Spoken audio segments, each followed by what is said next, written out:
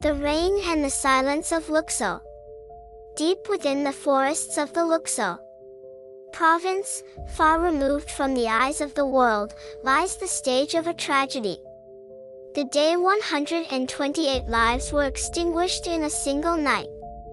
All that remained was silence, the pungent scent of blood, and the relentless sound of rain. The official records of the Hunter Association dismiss this event simply a robbery homicide committed by the Phantom Troop, an S-class bounty target. However, to us, the observers, the official story is riddled with unnatural inconsistencies. Why did the troop, efficient thieves, resort to such time-consuming, grotesque torture? Why did they leave a message symbolizing the retribution of Meteor City at a mere robbery scene?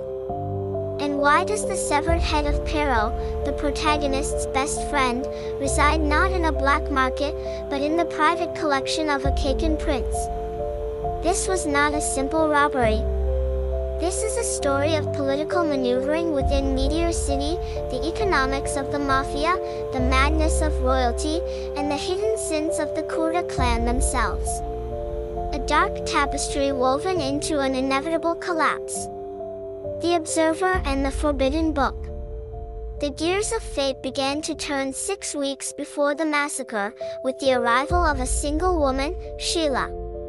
She stumbled into the hidden village, claiming to be an aspiring hunter, acting clumsy and charming to win the hearts of Kurapika and Pero.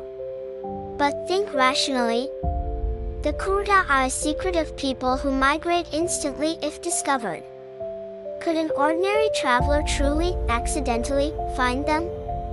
Her leg injury worsened and healed with suspicious convenience, prolonging her stay.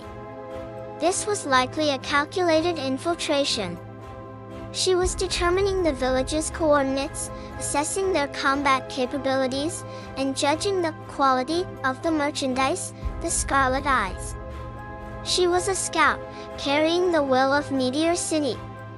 And then, the trigger. Upon leaving, she left behind a book, D. Hunter. If we assume the author is Don Freaks, this is no ordinary book found in a shop. It could be a relic, a national treasure of Meteor City. By gifting this book to the children, she set a trap. She returned to her organization and likely reported, "I found the Kurta. They have stolen our precious treasure and refused to return it." In that moment, the narrative shifted. The Kurta were no longer victims, but thieves who violated Meteor City's iron law. "We reject no one, so take nothing from us." The book was the casus belli, the justification for war. The Elder's sin and the Scarlet Alchemy. We must also look into the shadows of the victims. The Kurta clan may not have been the pure, innocent hermits we imagine. The village elder possessed a mobile phone, a lifeline to the outside world he forbade others from knowing. How did a hidden village fund its existence and migrations? How did they acquire outside blood to prevent inbreeding? The answer is cruel but simple: their own bodies. The Scarlet Eyes.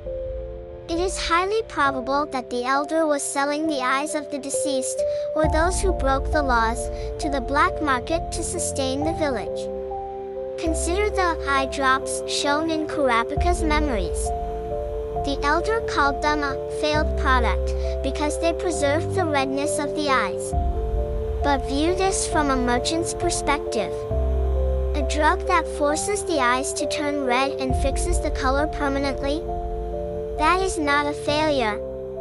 That is a product preserver.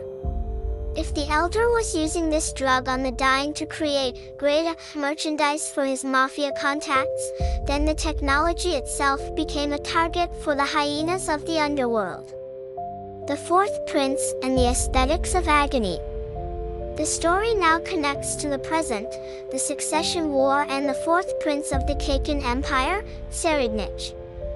He possesses a vast collection of scarlet eyes and, disturbingly, what appears to be Pero's head. Serednich has stated his preference for art created by young people with a future in their final moments of extreme agony. The torture inflicted on the Kurda, parents mutilated before their children, victims dismantled while alive, was too inefficient for mere thieves. It was a ritual to produce the purest, deepest red, born of absolute despair. The Phantom Troupe does not torture for art, but a sponsor does. The scenario becomes clear. Serednich, through his mafia connections, learned of the Kurda. He desired the ultimate collection.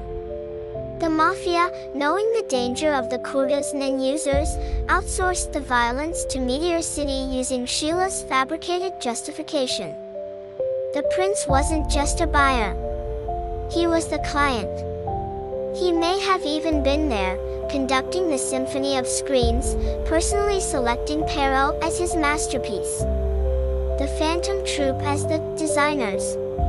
Was the Phantom Troupe merely used? No. Krallo Lucifer is not a man who dances to another's tune. He utilized this job to fulfill his own design. Krallo's goal was to design Meteor City as a place of absolute terror, a place no one dares touch. By accepting the job, he took the gruesome work of a sadist prince and branded it with the name of the spider. The message left at the scene, "We reject no one," was a calculated performance. It told the world, "We will go this far. Do not cross us." He turned a massacre for profit into a shield for his home. When Yevgen later recalled the event, saying, "It was a tough job," he wasn't lying. The troupe likely fought the Elder and the village's powerful guards. They handled the combat. But the torture? The dismantling? That was likely the work of the client's specialists, or a twisted requirement of the contract that Krallo allowed to happen. Epilogue: The convergence on the Black Whale. Sheila vanished after the incident. Perhaps she couldn't bear the weight of the tragedy she ignited, realizing the boys she befriended were among the victims. Or perhaps she was silenced. And now, years later, the actors have gathered on the Black Whale. Kurapika, the Phantom Troupe, the Mafia, and Serednich. This is not a coincidence. It is a reckoning. When Kurapika eventually stands before Serednich and sees the severed head of his best friend, he will realize the truth. He will see that his hatred cannot be directed at the spider alone. The massacre was a machine, powered by the retribution system of Meteor City, fueled by the greed of the Mafia, and driven by the madness of a prince. The forest of Luxo remains silent, but the Scarlet Eyes remember everything. They are watching, waiting for the final veil to be lifted.